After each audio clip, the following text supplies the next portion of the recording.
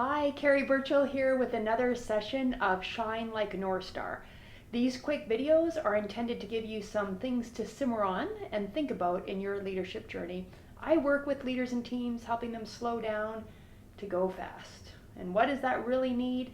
Great communication and some trust.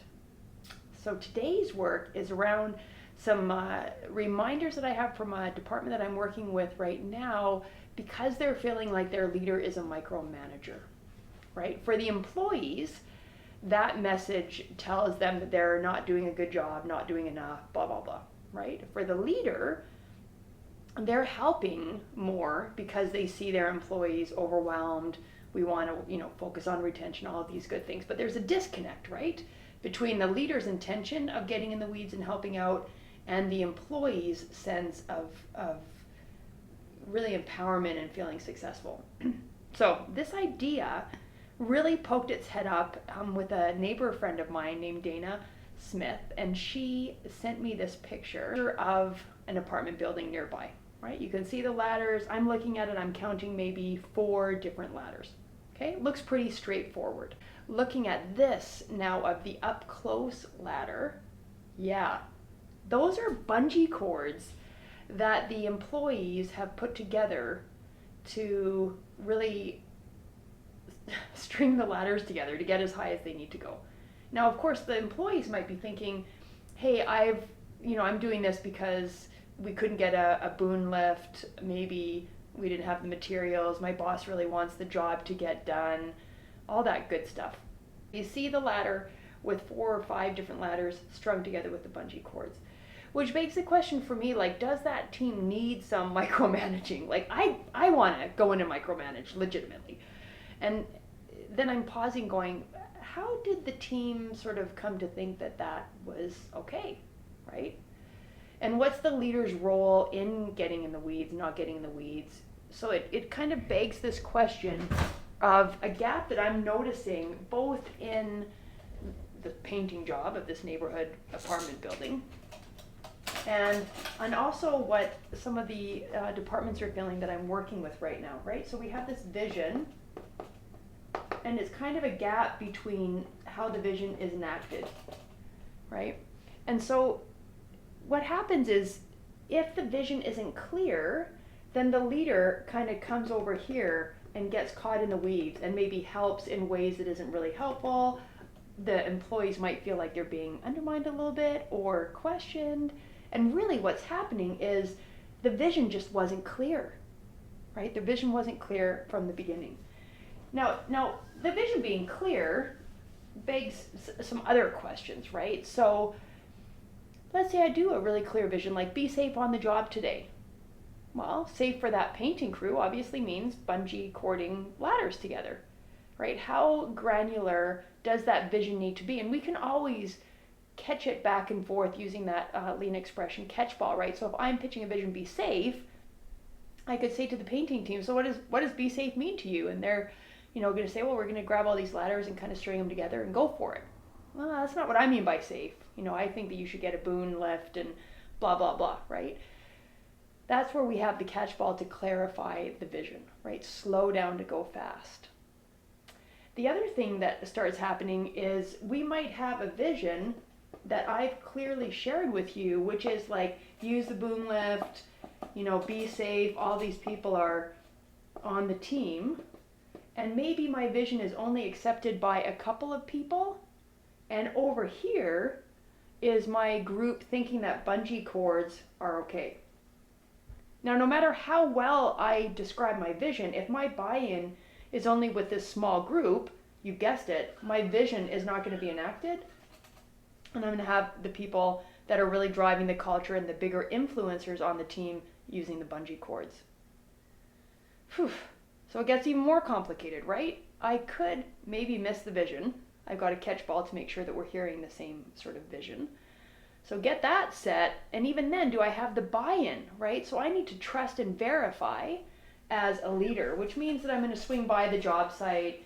It means that I'm going to just confirm, celebrate, reinforce the group that is doing the work and the vision and the standard that I really want to see, right? So when we talk about the vision and people sort of enacting it over here and really feeling empowered, there's a bridge that leaders can build that doesn't involve them micromanaging, right? So that really can be just a catch ball. It's the trust and verify. It's the, celebrating when we have everybody in the circle, right? Our initial reaction as leaders is often to jump in and start doing the work. Sometimes that is faster at the beginning, but if we slow down, just make that commitment to slow down a little bit, we can start doing this work that is slower. Over time, though, it's going to save us so much time and energy over just me jumping in and doing what can be perceived as micromanaging. So my challenge for people on our live today is to think through, where are the fallouts in what your team's doing, the product of your work, the quality, and ask yourself, is that a vision situation where I've not been super clear, we haven't done the catch ball, we're not on, I know I'm saying stuff that makes sense, and you're hearing it in a way that makes sense, but our senses, all of our senses, may not be lining up, right? So that's on me as the leader. I've got to verify that the vision is, in fact, what I mean it to be, and that we're on the same page, right? If I still am seeing that the work is not meeting the standard and fallout, quality, all that frustrating stuff, then I've got to ask myself, I want to jump into micromanage. What's that about? And do the assessment around the trust and verify with the employees on, do they have the knowledge? Is that knowledge transferring to learning? Is the learning in fact coming out in behaviors and things that I want to see, right? So sometimes we micromanage because our vision wasn't clear and we have to get in the weeds. And the other real glaring pattern that I see around micromanaging is, first of all, I haven't clarified the vision, so I want to jump in there. And the second one is that the employees are lacking the knowledge and the skill. They haven't learned what they need to do to give us the behaviors they want. So if you find yourself as a leader wanting to get in the weeds, which we all do because leaders are great fixers, that's why you got promoted. It's such an irony, right? You are good at what you do, and as a result, we're asking you in your new leadership role to please stop doing what you're good at doing. Stop fixing. Right? We want to empower our employees with the knowledge and the skills to do that. And the knowledge and the skills might be just straight up training, or it might be coming back on you as a leader to verify, how clear was my vision? And let's play that catch ball to make sure that the vision was on point. So that's our nugget. If you find yourself wanting to get in the weeds, double check the motive. Is it really an employee issue, or put it on yourself? Is it maybe something where you could help verify the vision a little more, right? Ironically, as a leader, helping more often disrupts the employee's experience. It's a painful irony. I'm still struck by it every time I say it.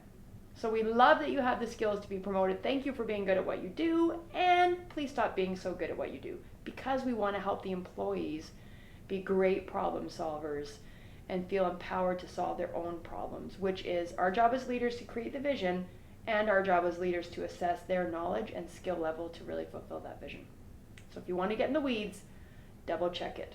No bungee cords allowed around here.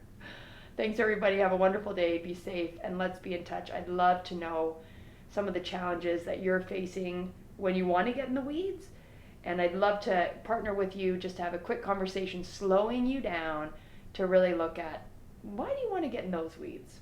We all do, and that's only going to cause you burnout over the long run. So let's stay out of the weeds and get strategic. Let's connect.